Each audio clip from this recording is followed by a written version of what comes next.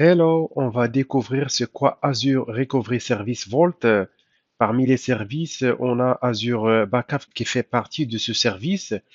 Bien évidemment, lorsqu'on parle du Azure Backup, c'est un service managé par Microsoft qui permet premièrement la sauvegarde depuis on-premise des fichiers et des dossiers dans Azure Backup.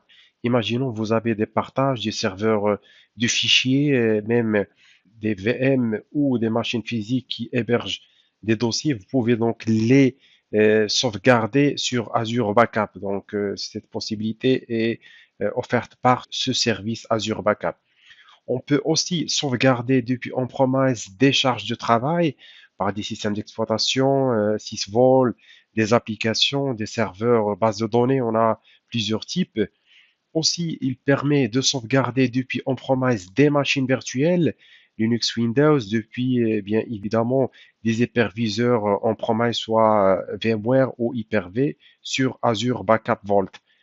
On a aussi la possibilité de sauvegarder des machines virtuelles Azure vers ce service Azure Backup Vault. On commence par l'option Azure Backup. Bien évidemment, il permet la sauvegarde, tout ce qui est backup et la restauration. Vous pouvez donc sauvegarder, restaurer dans les deux sens des fichiers et des dossiers depuis on-premise. Imaginons ici, vous avez votre data center, vous avez bien évidemment plusieurs serveurs de partage.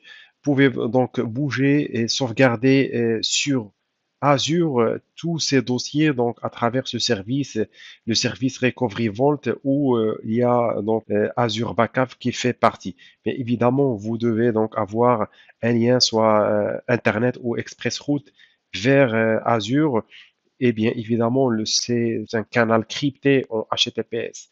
Donc vous devez bien sûr avoir un service qu'il faut donc installer sur un serveur qui s'appelle Microsoft Azure Recovery Service Agent. C'est un agent qui permet de relayer. Donc si imaginons vous avez une liste de serveurs, vous pouvez donc utiliser un serveur agent ou installer l'agent sur chaque serveur donc qui a un partage.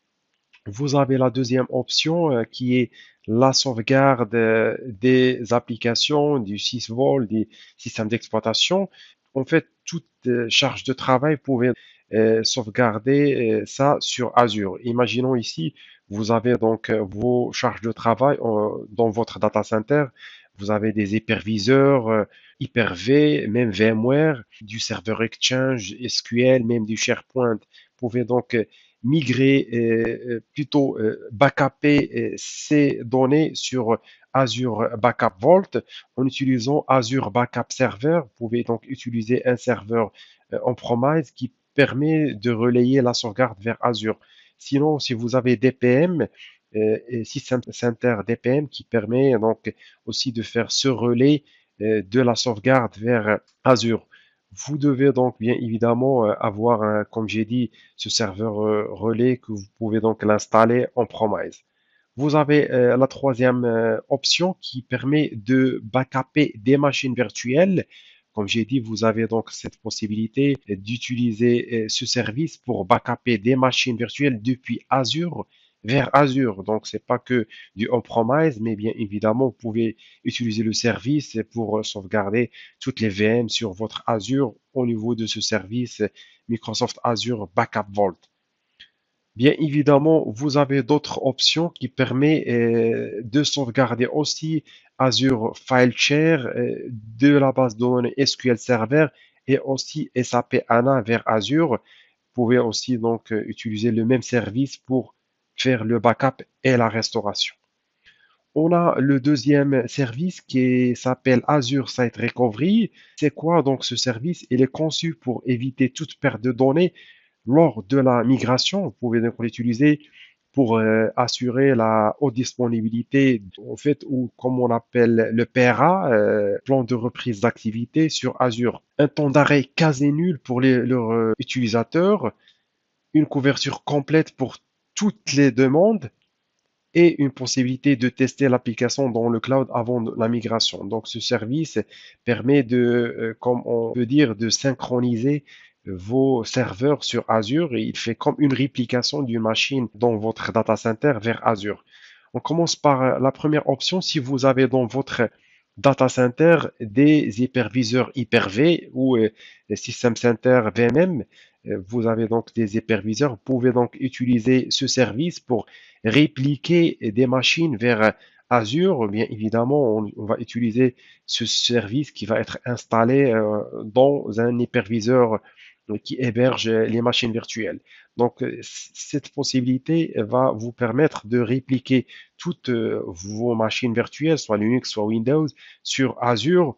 Et vous aurez donc une réplication sur Azure que vous pouvez utiliser comme un site de secours ou aussi pour la migration. Vous pouvez donc, lorsque vous répliquez, vous pouvez arrêter vos machines dans vos data centers et switcher vers les machines qui sont répliquées. Bien évidemment, on utilise le même canal, ExpressRoute ou Internet, en utilisant le protocole HTTPS qui est sécurisé.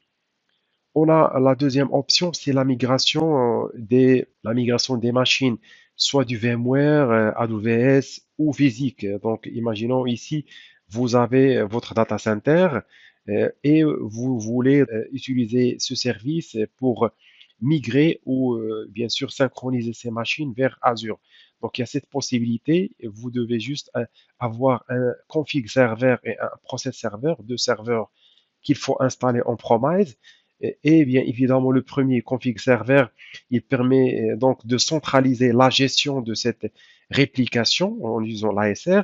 Et le process server, peut utiliser donc la partie cache, compression et chiffrement des données qui seront répliquées. Bien évidemment, ce service est efficace pour bouger votre charge de travail vers Azure, même si vous avez des serveurs physiques et des machines VMware, vous pouvez donc les bouger vers Azure en utilisant ce service ASR.